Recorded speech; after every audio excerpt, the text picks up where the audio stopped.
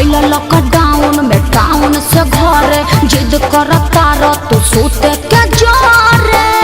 अरे दूर रहा। अइला लॉकडाउन में टाउन से घरे जिद करता रह तू सोते के जोरे।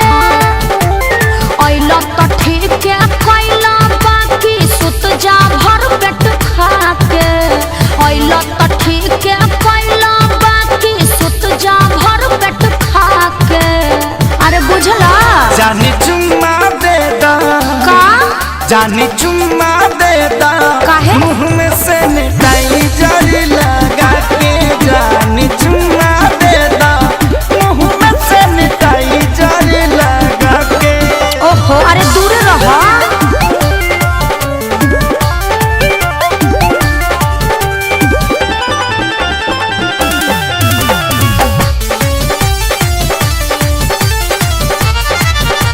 मिलल तनी छुट्टी आनी कसहु लुका के। अच्छा? मेरा कोटा तरल आधा पेटा खा के। का बताई अच्छा कुछ दिल ना दूर हमसे रह पिया देहिया पाया के जनी ढह पिया। पता बा हमारा काहे खातिर आइल बड़ो गुत्ता के। पता बा हमारा काहे खातिर आइल बड़ो गुत्ता के। जौन सोचत बड़ा ना होई। जानी चुम्मा दे दा चुप रहा। जानी चुम्मा दे दा ना मनवा मुँह से निकाई जरी लगा के। जानी चुम्मा दे दा मुँह में से निकाई जरी लगा के। और जीत काहे पहले बड़ा।